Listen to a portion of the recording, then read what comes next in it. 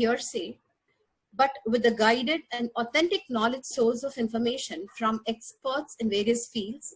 And that brings us to the purpose of this webinar, where all you students may be parents, guardians, to benefit from Dr. Ravi Vaikundachari today. He currently leads a team of 80 analysts in the areas of intellectual property analytics, competitive intelligence, open source software compliance, and patent portfolio management at Honeywell, Bangalore. He has total 22 years of experience in business management, intellectual property, technology, R&D, teaching, and consultancy. He's worked as a postdoctoral fellow at South Korea for 2 years, where he supervised research, collaborated with industry for product development, provided consultancy to industries and government agencies. He earned his PhD in 2003. And immediately after graduating in physics, he worked as a research assistant at Materials Research Center, IISc. In 2015, Ravi sir had completed Executive MBA from Indian Institute of Management, Bangalore. He's got 21 research publications to his credit. Now I request Mr. Ravi to take over the session, and in advance, I thank him for his time. Sir, please. Thank you. Thanks, Priya, for the warm welcome. And thanks, Lokesh, for working out all the logistics. Yes, I think, it was a kind introduction, and the suggestion that started from Priya about, don't choose your career by hearsays, and that's exactly right. So you always have hundreds of people, if not thousands, around you. They keep telling you what to do, what not to do. You choose this, you choose that. But if you just try to listen to all of them, you will not be able to choose everything. You end up in choosing something which, you probably are not even aware, you have no knowledge about. And that's one of the reasons that I am talking to you today.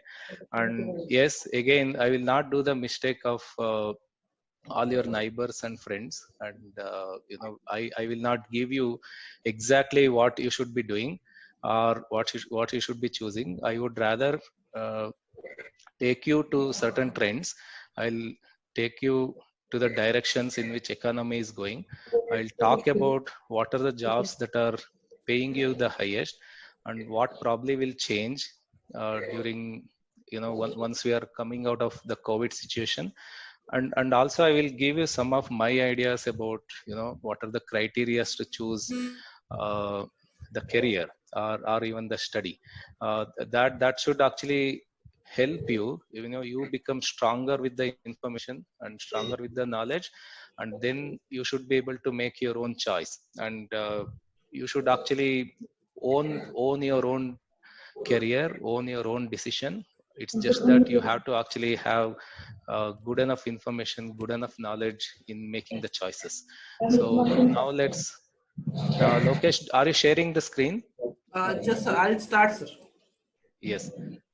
It will be easy. I can speak without this sharing, but it will be easy for you to focus.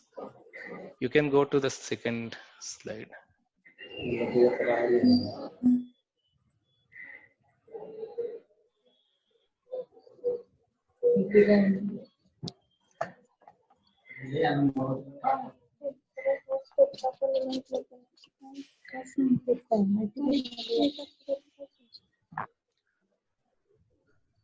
So I'll be, the first slide will be talking about, who are the highly, okay, not an issue. I'll actually be, you keep trying. If not, it's all right actually. Okay. I'll be talking about in my first slide about who are the highest paid professionals today, right?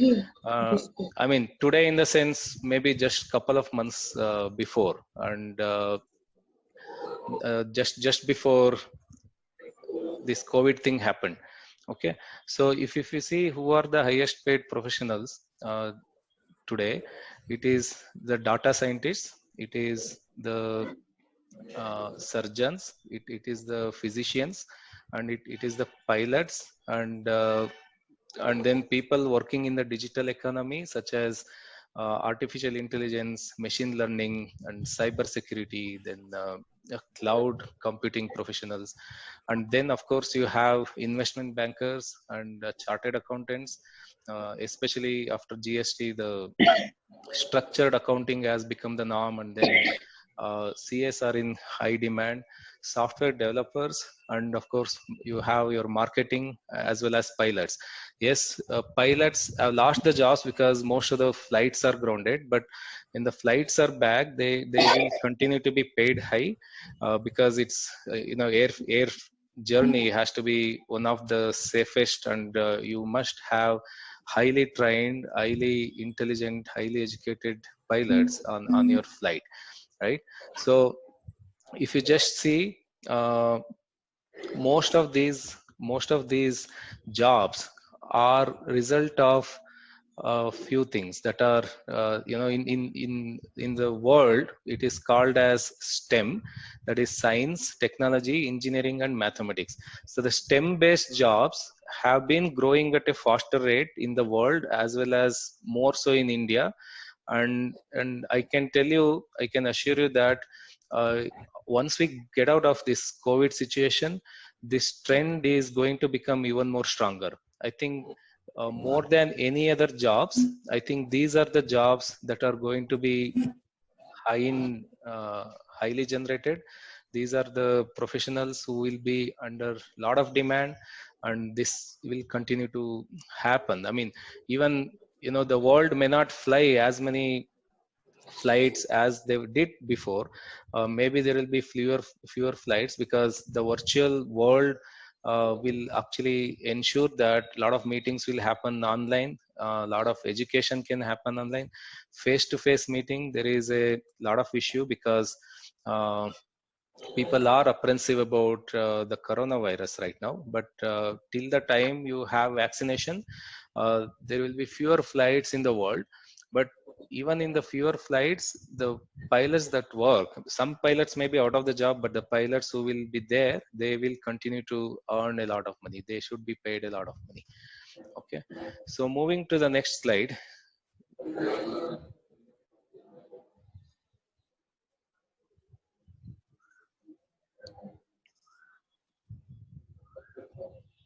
Can you move to the next slide?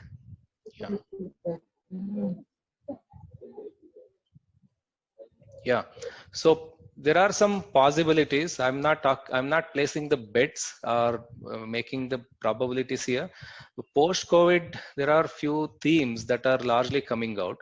I mean, I'll just give you the general, I'm not focusing on the engineering here. I'm just focusing on the overall life, overall world where we are headed to.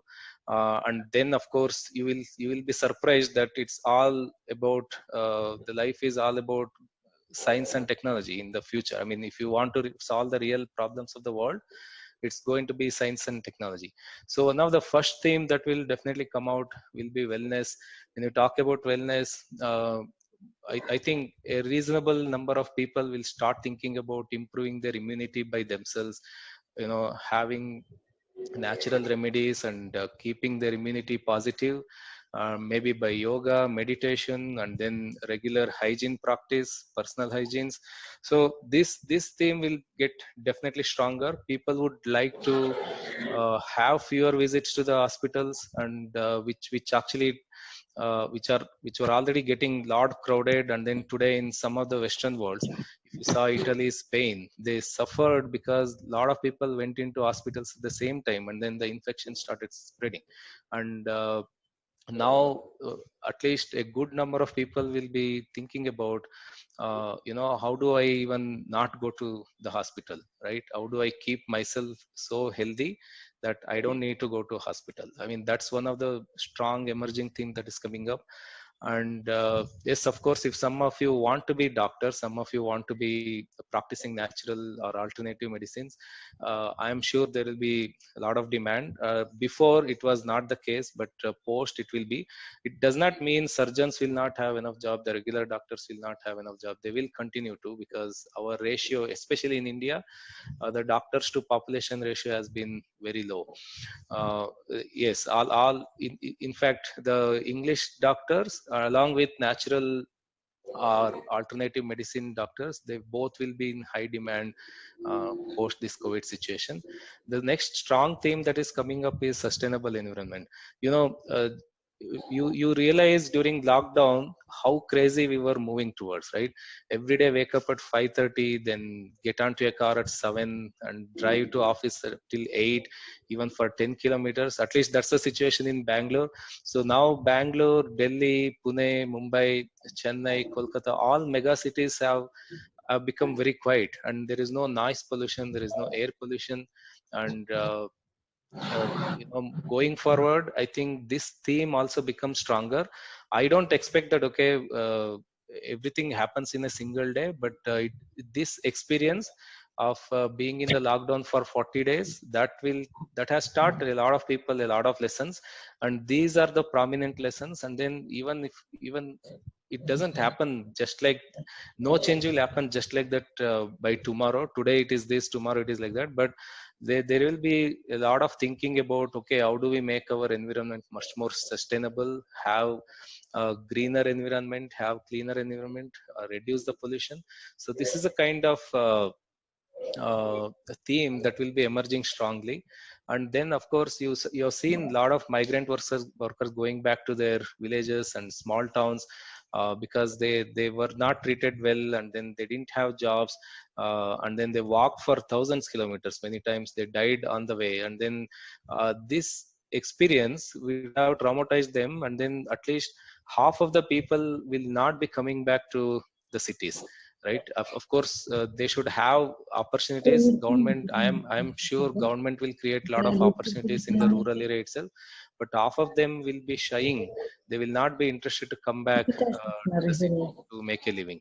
And when you see, when people want to move around less, they don't want to travel and don't want to have too many touch points, e-commerce is one thing that will actually assume a lot of importance. And as it's happening during the lockdown, I mean, we are all connected now virtually. So I've been working from home for 2 months now, and then I'm expected to work from home for at least 1 more month, 2 more months, and after that this probably becomes a new norm. And remote working is not just about just staying quietly at home and then work. That brings in a lot of revolution in the digital world. uh, can somebody mute? I think I'm hearing some voices. Okay. So the digital world has to be built. Can you mute? I can't. I mean, I'm getting disturbed by somebody who's speaking. Okay.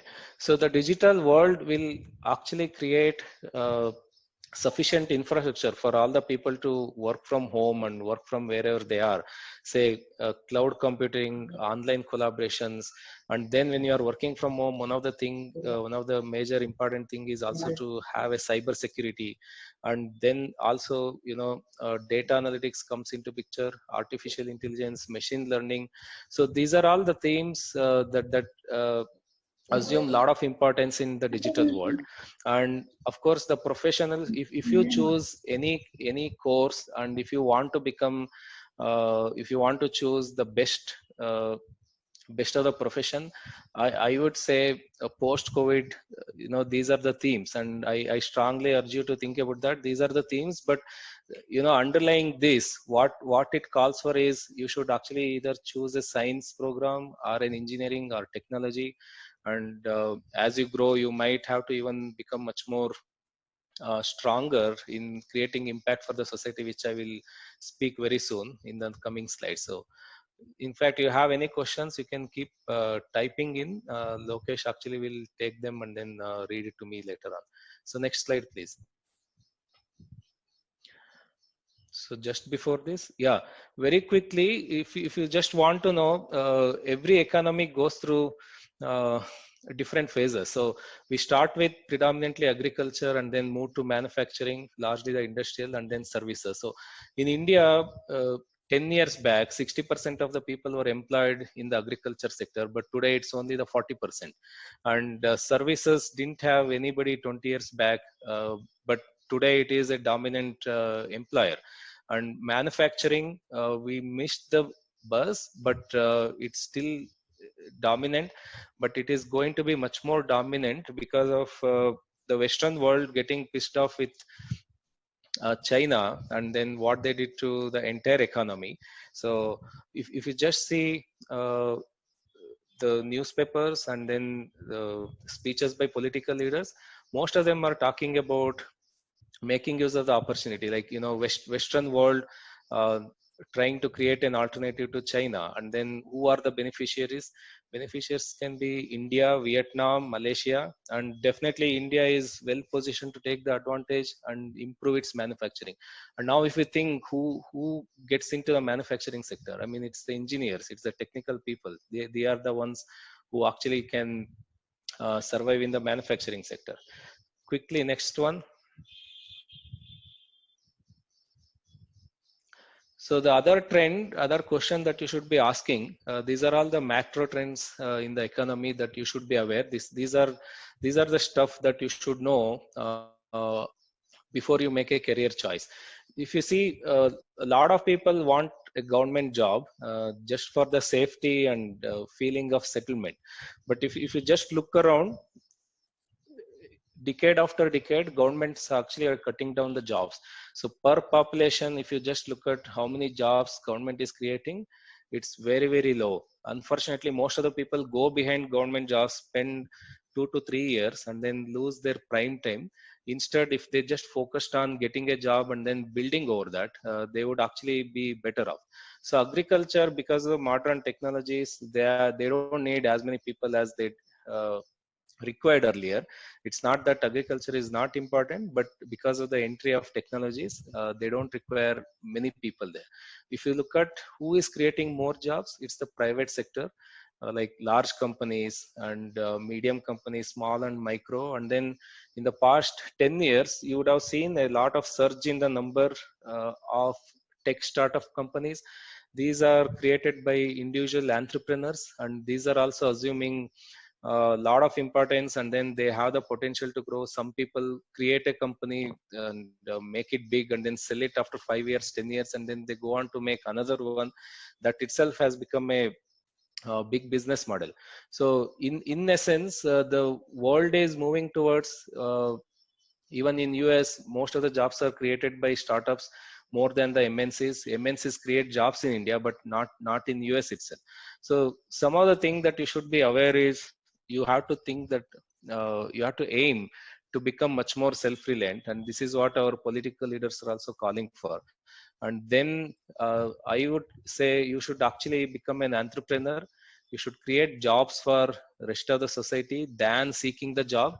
These trends are going to be, they are already playing out a lot in the world today, but they will be much more dominant post COVID situation, because all that we are expected to do is become self reliant. So don't go and seek jobs, but get a job, become an entrepreneur, and then you give jobs for the society. Next slide. So some of the criterias you should actually think about making a choice of career is that, on the bottommost thing, it's a continuous learning. If you choose a course, say, if you choose a job, if you choose a course, and then that particular subject matter does not keep evolving, say, if you become a clerk in a government office, right, you will keep doing the same job day in day out and for years, and for till the time you are retiring. I'm not demeaning the job itself, but if you think you are intelligent, if you think you have the potential, if you think you want to excel in your life, and you actually can make a choice. So somebody might say, okay, why don't you just get a first division clerk job, and then you can settle for life. If you are more than that, if you think you are more than that, I think you should not be doing that. That's the reason I'm telling you this. And then creativity in a job is also very important. You should actually choose a course or a job where there is a high possibility of creativity. And today, if you see, uh, engineering and technology world continue to create something or the other. What was relevant 10 years back is not relevant today, and there is a continuous improvement, continuous progress in the technology world, and that's where a lot of creativity is happening. And if there is no creativity, you actually should rather avoid that. If you have the intelligence, if you think you are potential enough to do better, you should actually choose the areas, choose the subject matters which offer a lot of creativity. Then the third thing, important thing, is scalability. Today, you see, if we are actually meeting on the Zoom, and we could have met on Skype, we could have met on Google Meet, we could have met on many other things. But just imagine if uh, 10 people in India would have created a Zoom kind of an app, which actually enables you to have a virtual meeting. And now, do you think the 10 people will restrict that to, let's say all the 10 people come from Pune?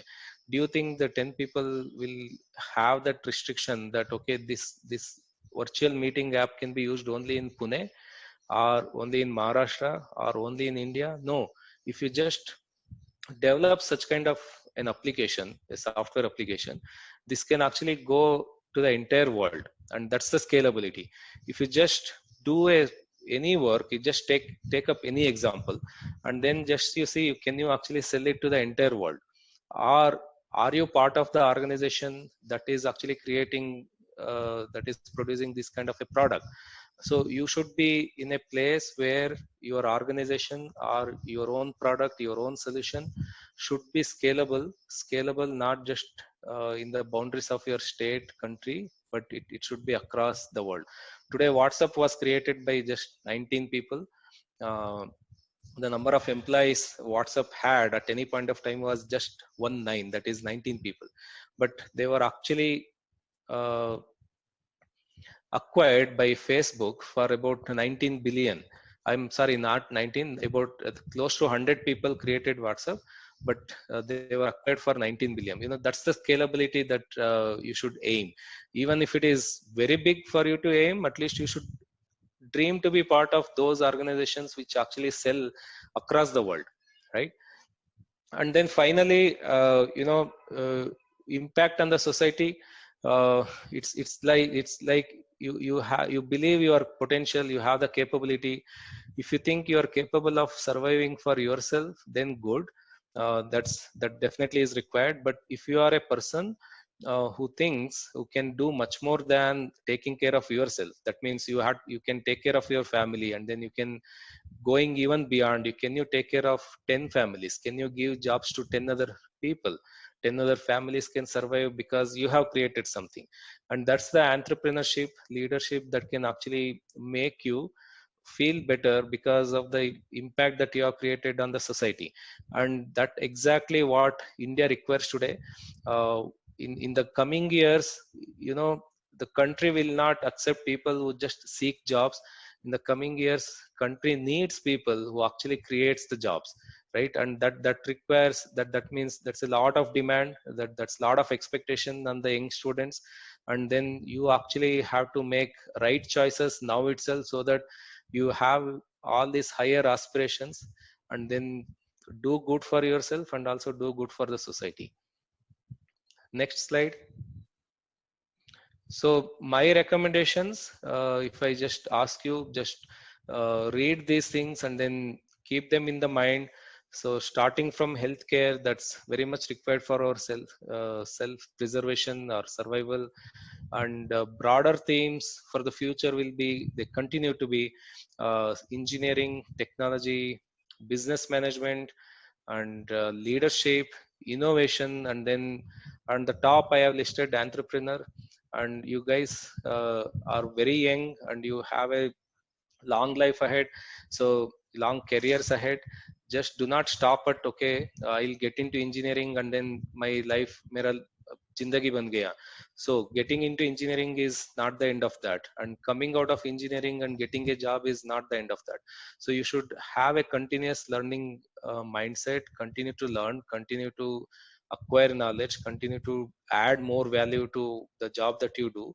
uh, be an engineer, and then you can actually get on to technology management, you can become a business manager, you show leadership, and then you keep creating new products, new solutions, and innovative methods, and then also make your own business, be an entrepreneur, and then give jobs to a lot of people.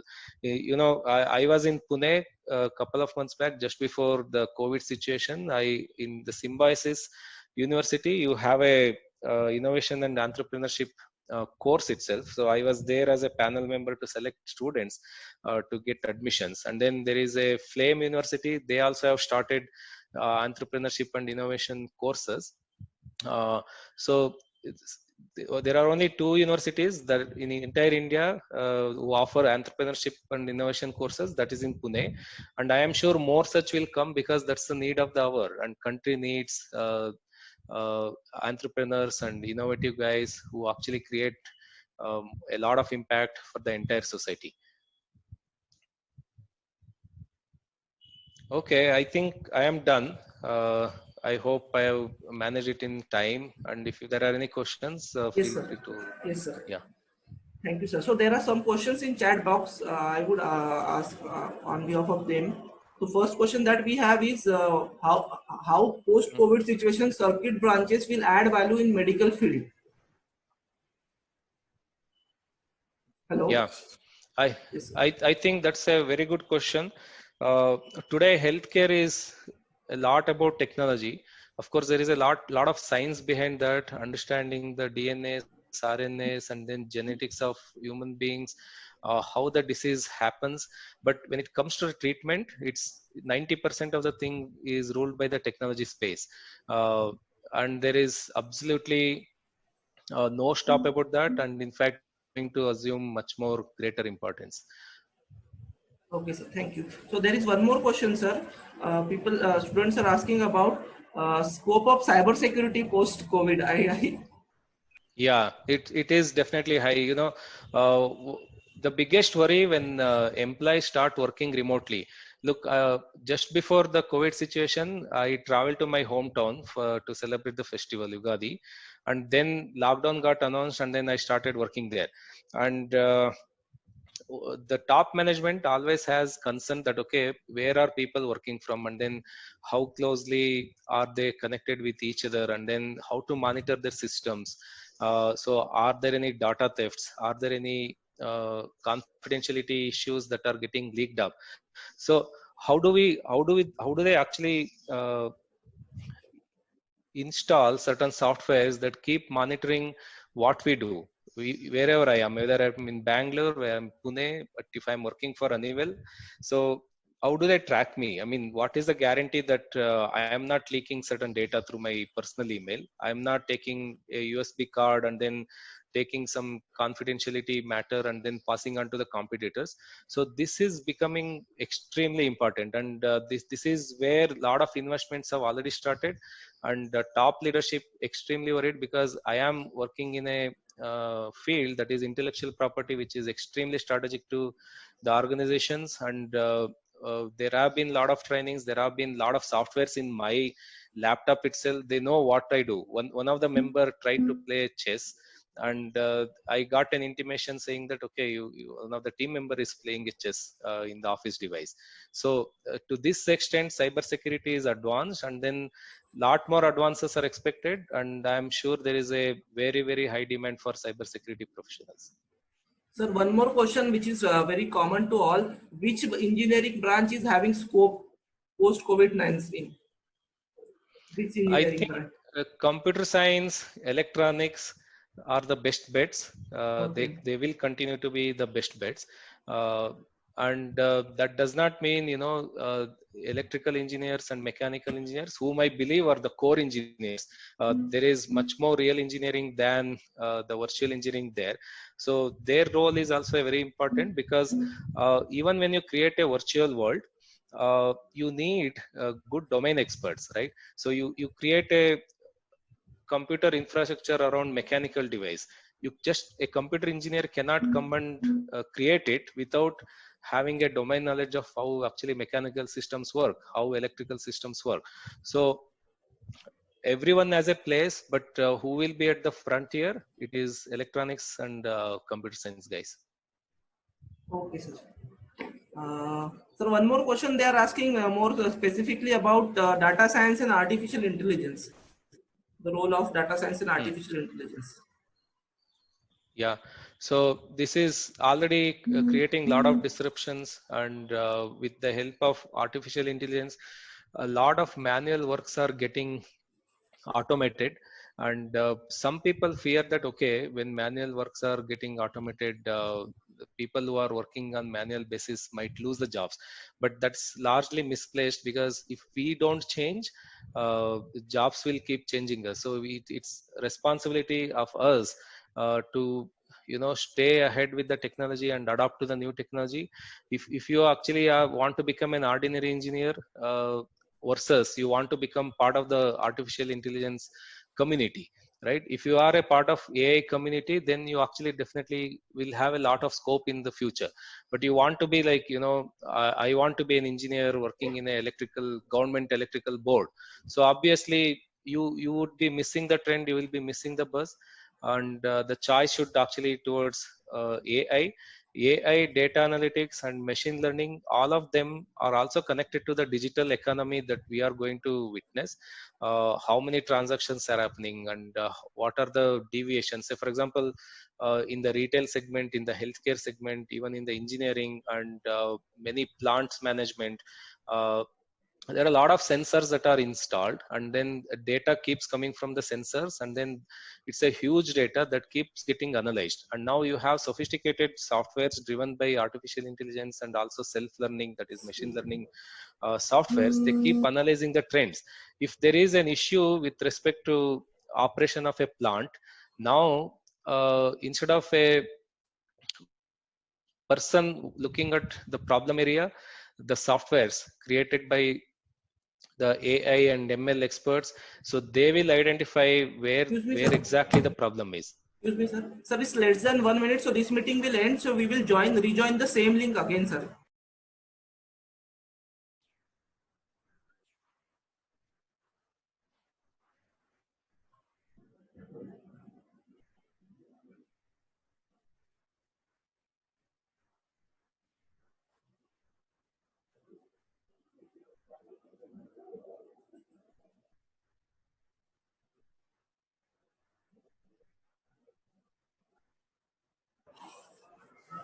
India doesn't have many privacy rules, but they will develop very soon. It's all about the data. I think most of the economists today say, without any hesitation, earlier it was the oil companies which ruled the world, but data is the new oil, and everywhere there is data, and then it requires a lot of analysis, and then also human analysis of the data sometimes is impossible with the volumes of data. And what is happening is the AI and ML are enabling automatic analysis of data, and that continues to rule the world in the coming next 10 to 15 years without any doubt. Okay, sir, thank you. So there is one question that how can we enter into defense services through engineering? If you can answer. How we can enter into defense services through engineering? Yes, I think army professionals, right? Yes. So I think NDA is the institute which actually takes in after 12th, and then you can actually start engineering there. And defense itself has a lot of engineering colleges to offer from. So they have doctors, they have engineers, and then they have their own world of all the professionals. And in fact, if you see, most of the technologies that you have in today's home, the day-to-day stuff, they actually started in defense organizations. So most of the technologies start their inception, they are created, they are originated in the defense organizations, and then they come to the human life. If you just say washing machine, so who created the washing machine? It's not any company, it's not anybody. I mean, washing machines were created in the defense research organizations, and then it came to common use for everybody. So definitely defense is not something that need to be thought of carrying a rifle and then shooting each other, but it's not. I mean, there is a lot of technology, a lot of engineering development, and even medicos and advanced research happens in mostly the defense organizations. Sir, one student want to know about chemical engineering, role of chemical engineering. Okay, yeah, I think chemical engineering used to be one of the most demanded course sometime back, but today the demand is not so high, but it does not mean there is no relevance, right?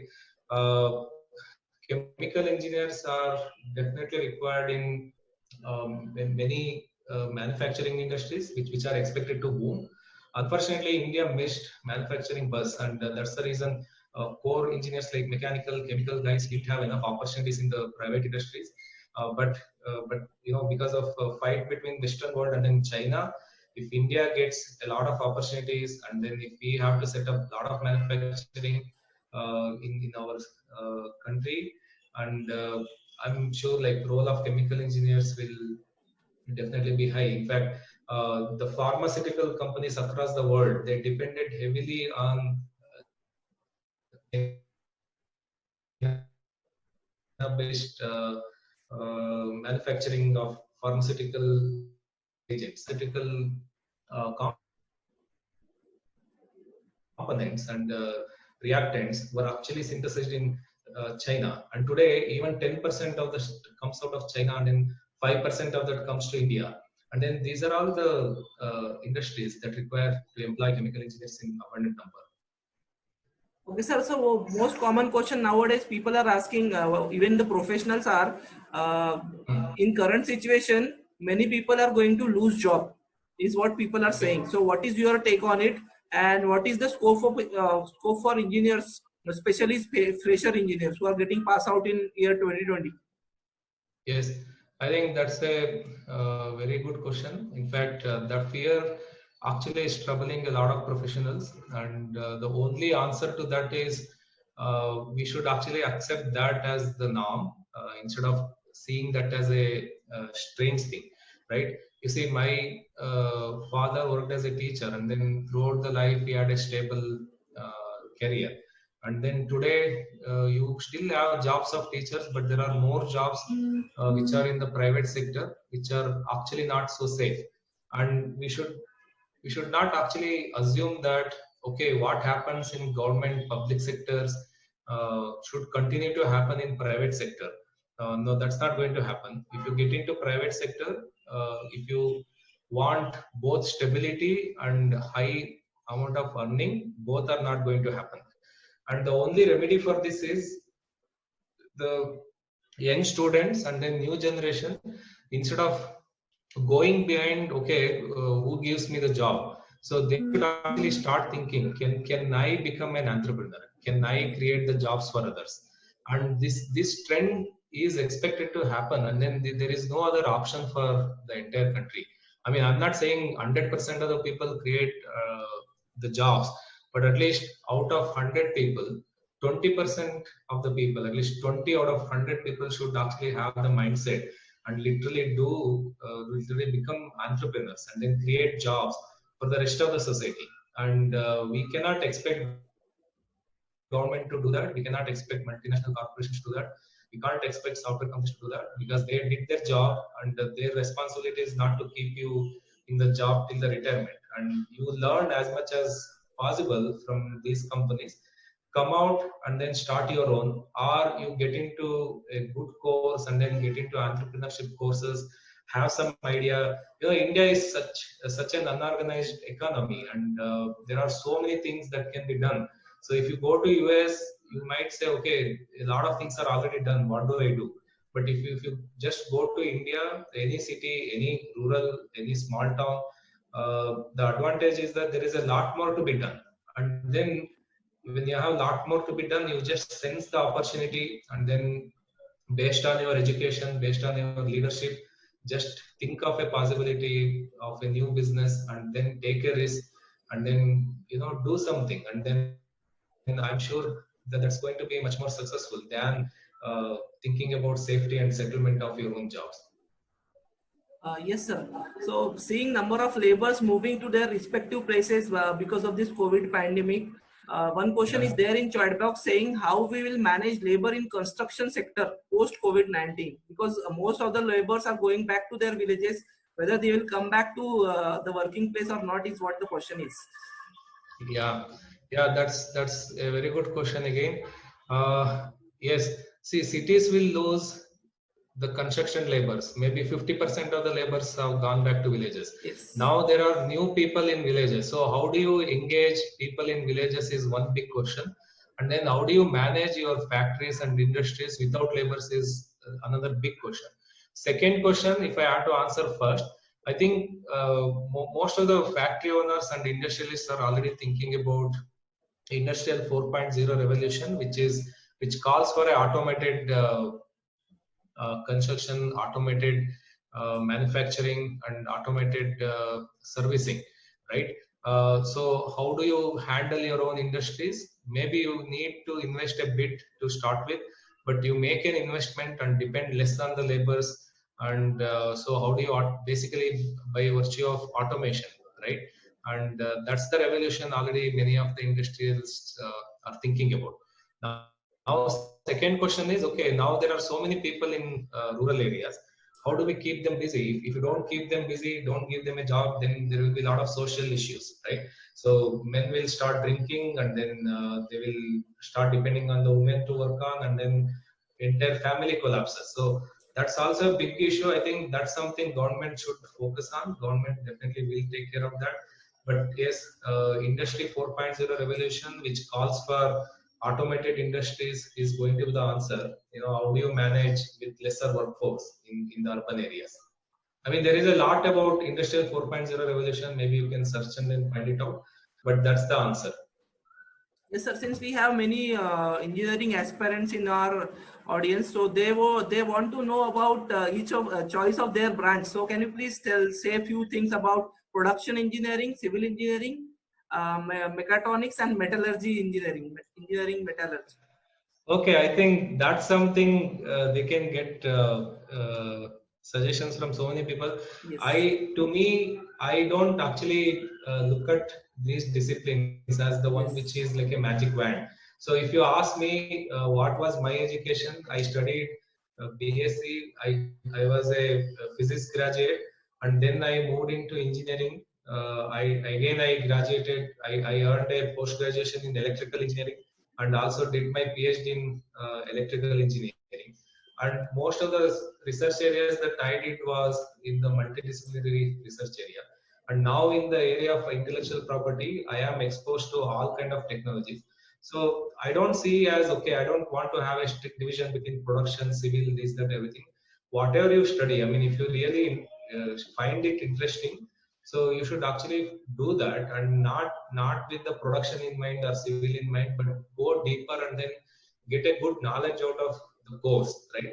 And then there is a lot of scope for higher education, and once you keep moving up the higher education ladder, the lines get blurred, right, between where you came from and what's the kind of course. So and research problem solving in a scientific and engineering field, that assumes more importance than production versus civil versus mechatronics or whatever.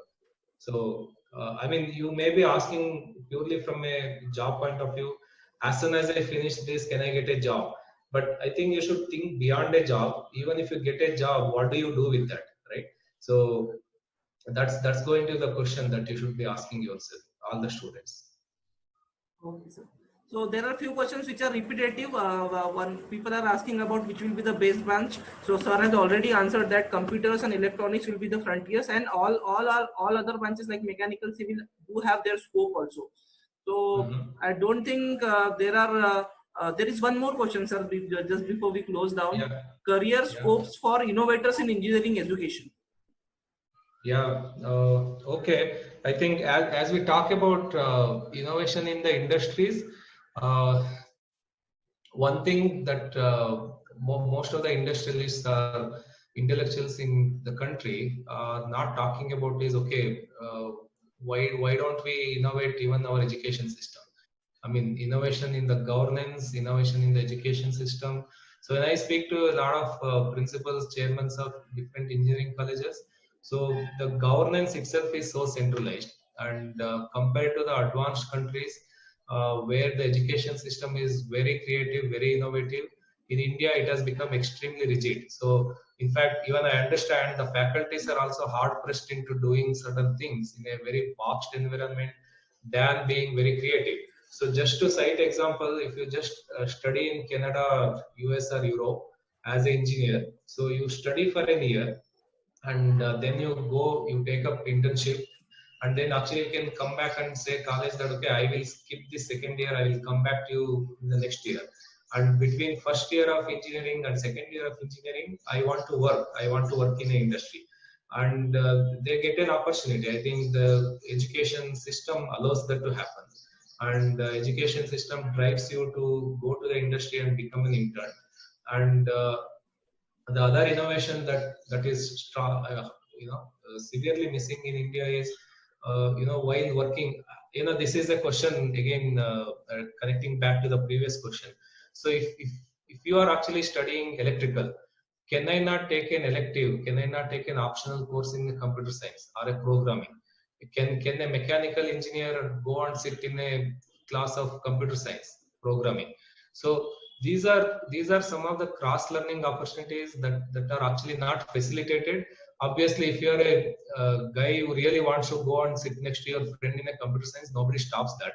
But can it be made a formal education? Say in IISc, when I studied, so I was part of electrical sciences, especially in high voltage department.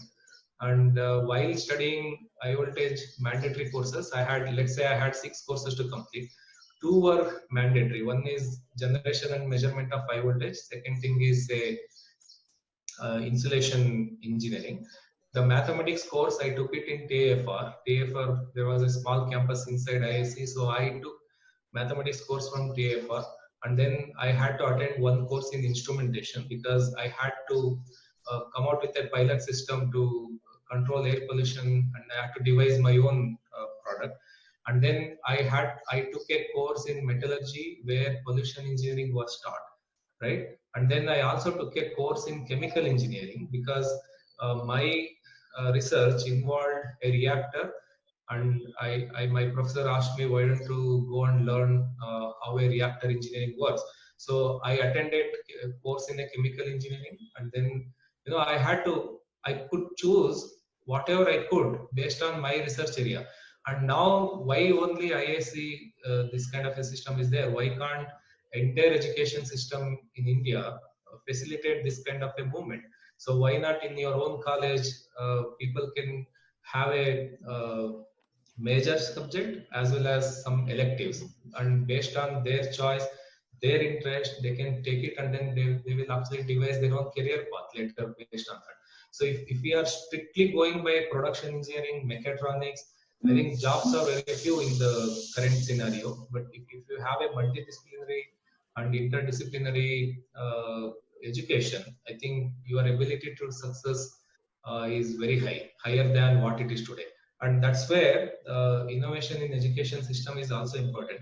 The top people who are actually devising the syllabus, setting the policies in engineering education, especially in AICTE, I definitely want them to be much more creative and innovative, and they should interact with faculty members and then students, understand the requirement. They should interact with industry people, what is actually generating more jobs, what is creating the interest of people.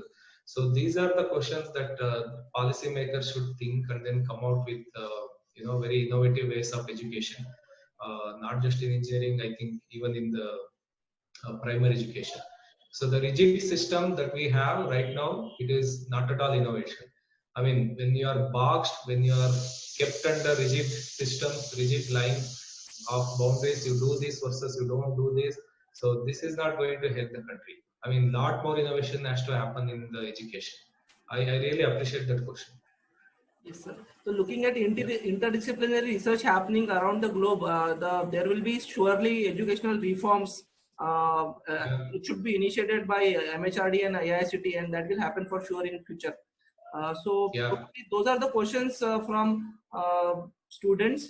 There is very simple question. People are asking about whether IT or computer science, which is the best one? IT or computer science? I think the student himself or herself should be the best, and then the course. So the courses come next actually, right? So Yes. anyways, I'm just making fun of that. But I think either way, whatever you pick, if you study well and then make good progress, I think you become better. I mean, the best part is your intellectual abilities and then your capabilities. Not computer science. If it just is, if you see, it's in the books or it's in the computer. So choose whatever you are, but just understand the larger macro trends that I explained, like who is highly paid, and then how is the economy moving towards, and then do you have scalability, creativity, and then can you make an impact on the society? So apply these rules onto every discipline, and then you will figure it out for yourself. So that's the reason I explained all those things, so that you make a choice for yourself than asking me and then, okay, what if I say IT, and then if you don't get a job after completing your graduation, so will you come and hold me responsible? No, I think you should answer yourself, and you should make your own informed choice, and that's the best way to go. Sir, one student is asking about the role of internship, or how the internships are getting affected because of COVID-19. So what is the solution on that? Yeah, it is unfortunate. Some internship can still happen, because let's say I have hired 3 interns in my team. So fortunately, because of the nature of my work, which is purely the services, knowledge services, so they are given laptop, they are still working, and then we are connected. But in many cases where your presence is important, and this is not the case. I mean, if you have to go to a factory, if you have to go to a manufacturing hub, then it is unfortunate. I mean, I have no answer to that. Only we have to wait for the resumption of normal life, and then only we can restart that. Sir, on behalf of research community, I would like to ask you one question. Does having IPR, whether it is patent or copyright, guarantees the research? Last word I didn't. I'll repeat the question, sir. On behalf of research community, I would like to ask you, having a patent or an copyright on your research work, does it guarantee the quality of research? Actually, quality of research with or without patent should be there. I mean, it's not a measure of a patent does not measure quality of the research. I mean, you actually publish a paper and then it gets peer reviewed, and then somebody makes a comment that, okay, you have copied, or this is a poor quality work. Then that's the way to identify scientific research, whether it is good quality, and also how many people cite your research, and that actually decides your quality. Patent is a different dimension. Patent adds a commercial dimension to the research that you are doing actually. So if you have made a choice of certain research area, and then you think you have invested a lot of your time, effort, and resources into coming out with a particular technology, and then you come out with an invention, and then you think this can be commercialized, right? So that particular commercializing aspect can be protected by a patent, and then you make a lot of investment in a patent. If you want to keep the patent for even 20 years, filing, application, and then maintenance, it costs not less than 10 to 15 lakhs. And then without the commercial aspiration, you will not be patenting your invention. So the researcher himself will be guaranteeing the quality by investing money into the patent, and then he or she thinks that, okay, I patent it and then license that to a particular industry and a company, and then they can use my technology and then make money. So that becomes very intuitive. And then if your quality is not good and you still patent that, you might still get a patent, but you will be losing money. So nobody else loses other than the researcher or person himself. Okay, sir. Thank you, sir. Thank you so much for answering all the questions and satisfying the students' queries. So on behalf of Department of ENTC, Dr. D.Y. Patil Institute of Engineering, Management and Research, I thank you for your valuable time and addressing the queries of students. I hope this session will clear the doubts in the students' mind to choose their career option appropriately. So thank you so much, sir. Thank you so much. Thank you. I should thank Priya for inviting me, giving this opportunity. And then I was in Pune. Priya's husband and me worked in the same group, and I still have good remembrances and memories of all the people whom I worked with in Thermax, and also a lot of people in Pune. So thanks for the opportunity, and that was one of the reasons why I accepted to talk. So thank you so much, and all the best to you, all of you. Thank you so much, sir. Thank you. Bye. Thank you, all of you. Bye.